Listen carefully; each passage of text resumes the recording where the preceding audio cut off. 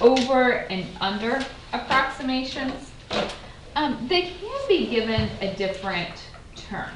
So if I gave you, let's say, I wanted to estimate the area, we're just going to make it nice and simple, under this curve. Okay, we know that the idea is we break it into rectangles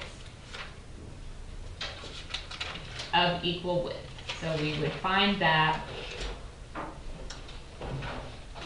And so we talked about over and under. The under being the rectangles that you would draw that fall below the curve. The over approximation being from the rectangles that you draw that are above the curve. Sometimes though, it's not just strictly an over or under, because couldn't a curve change direction and come back down? So we're going to kind of get away from talking about it as over and under and talk about it as a left or a right sum. So these blue ones, do you think that would be a left or a right sum? Left.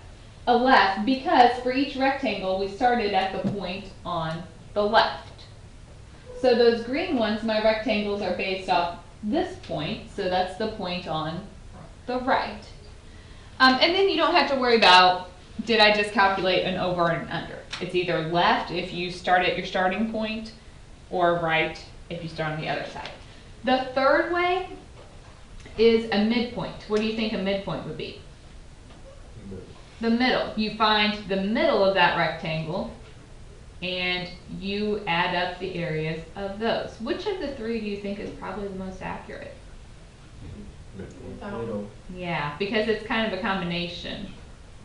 So it would be the most accurate of the three. So we can do left hand, right hand, or midpoint sums. So that's what we're going to look at today. So let's start here.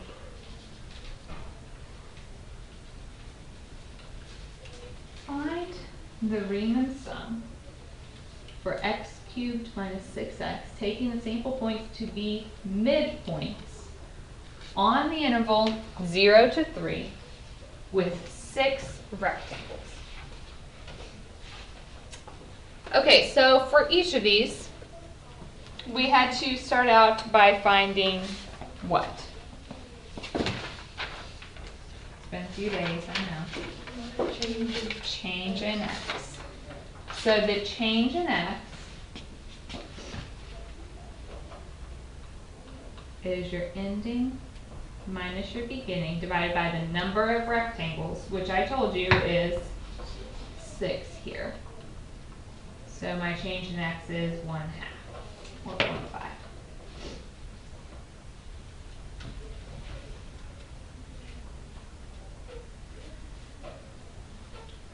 All right, so when you add up the areas, we do length times width. All of these rectangles will have a width of 1/2. To get the length, we know we're going to add up 6 things. What will we have to do? How do I get these numbers? We have to take our x and plug it into this equation, right? So, if I were doing a left-hand sum, what would be the first x I would plug in? 0. You would start with your beginning point. Then we're going up by 1/2. So if I were doing a right-hand sum, what would be the first thing I'd plug in? 1/2. If I want a midpoint sum, we have to start in the middle. So what will be the first thing I plug in? 1/4 or 0.25. So I have to do 0.25 cubed minus 6 times 0.25 for the first thing. Now my change in x is 1/2 or 0.5. So we just add 0.5 every time after that. So the next one would be 0.75. Add 0.5, so 1.25.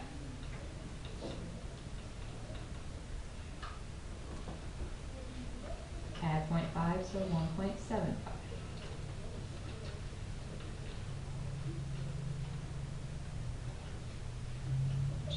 2.25.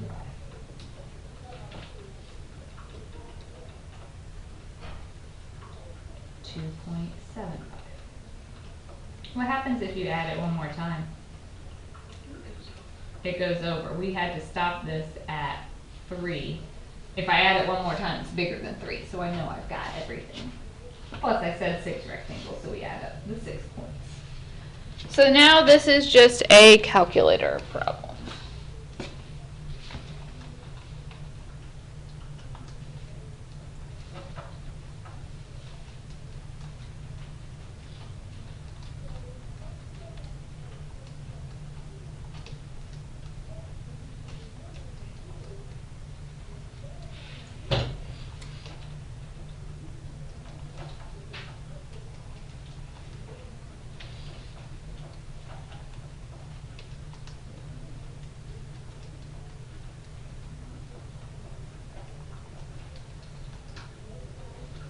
I better not be the only one plugging this in, or I'll quit teaching right now. You guys are on your own.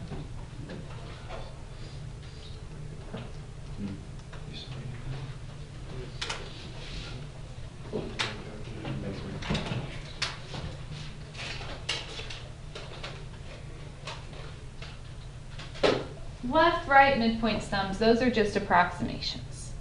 If I want the true sum, that's when we do the sum from 1 to n of everything, and then we'd have to take that limit as n goes to infinity, or it might also be written as an integral. So if I ask for the integral from 0 to 3 of this same function, so if I want, this is saying what's the true area. With that, we always again start with our change in x. So that's your ending minus your beginning, but this time we're just dividing by n because I didn't say a set number of rectangles for finding the correct answer. We had to get the x sub I, so you guys were doing this on like questions 10 through 14 on your homework. So this is like a review from Friday. You've already done this on a lot of your homework problems. X sub I is your beginning minus your change in x times I.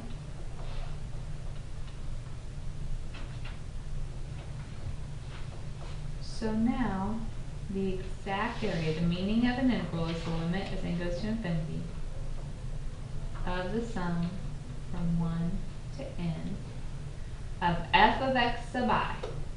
So you go to your equation, you're replacing your x with your 3 over n I.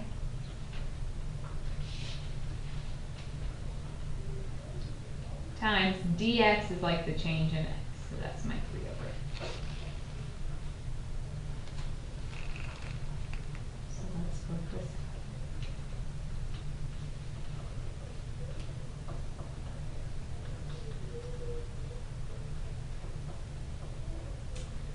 Alright, so if I cube, can I do the exponent and distribute my 3 over n at the same time? So 3 to the third is 27 times 3 is 81. N cubed times n is n to the 4th I cubed minus 6 times 3 times 3 is 54 over n squared times I.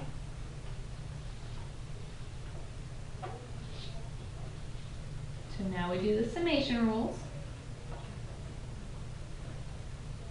So the coefficients stay. All right, what's my I cubed rule? N squared times n squared.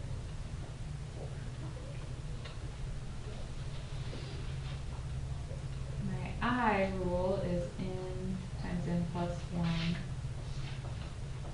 over 2.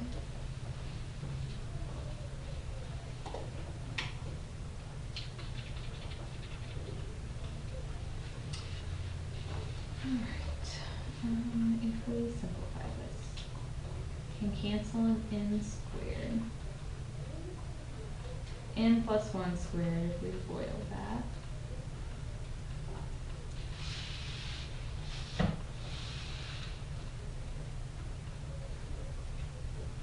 We can cancel an n So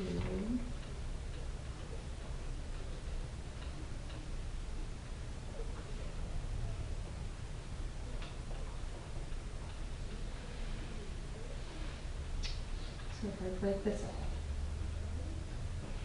so I'm going to distribute my 81 and put these over my denominator at the same time. So it would be 81n squared over 4n squared, so that's 81 over 4. 162n over 4n squared, that would be 81 over 2n, plus 81 over 4n squared, minus 27n over n is just 27, minus 27. So then if n goes to infinity, anything with an n on the bottom disappears. 81 over 4 minus 27.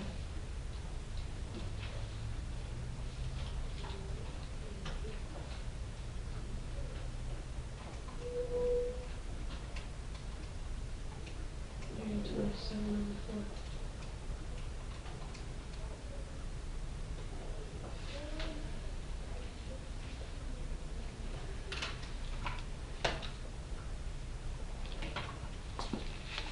So the true area is negative 27 over 4. That's like a negative 6.75. Our midpoint sum estimated at negative 7.03, so it wasn't too far off.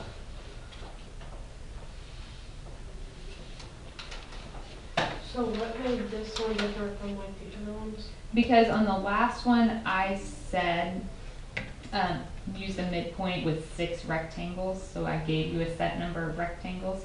This time I said find the exact answer, so that's when you have the infinite number of rectangles.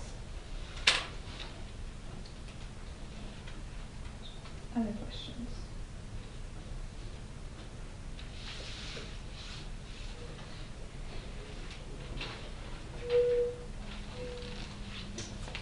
Let's try one more midpoint rule. Like, we've done lots of left and right in the past. We were just talking about them as over and under, so I'm not practicing that, but I would like to do another of these.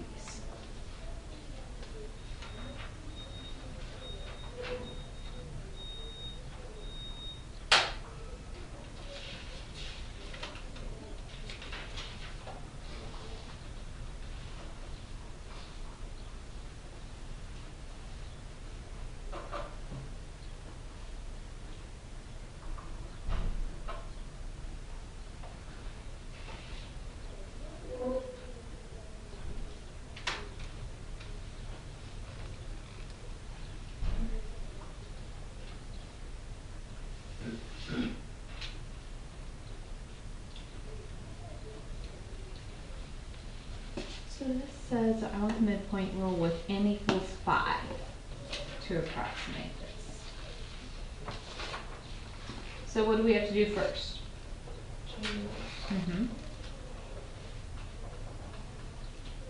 So change in x is ending minus beginning divided by n, but I told you that n was 5. So change in x is 1/5. Or 0.2 if you want to do decimals, either way. So that means this thing would start at 1. My change in x is 0.2. So what's the next one? 1.2. So your first rectangle will fall between those. If I asked you to do left-hand sum, what would be the first x value you used? 1. If I asked you to do a right-hand sum, what's the first x you plug in? 1.2. If I ask for the midpoint, 1.1. So we do the area, length times width, so the width is 0.2, and then we have 5 things that we add up. So we said we're doing midpoint, so the first x I plug in is 1.1. We put it into our function, 1 over x, so it's 1 over 1.1. How do I get the next one? Add 0.2, so 1 over 1.3. 1 over 1.5. 1.7 and 1/1.9. If you add it again, you get 2.1, which is higher than my ending point, so I know I'm good.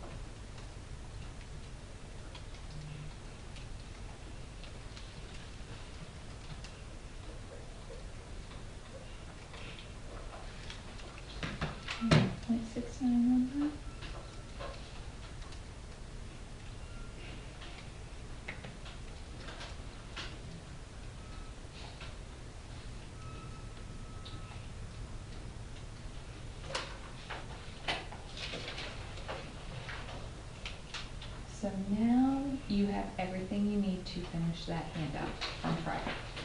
It's due tomorrow, and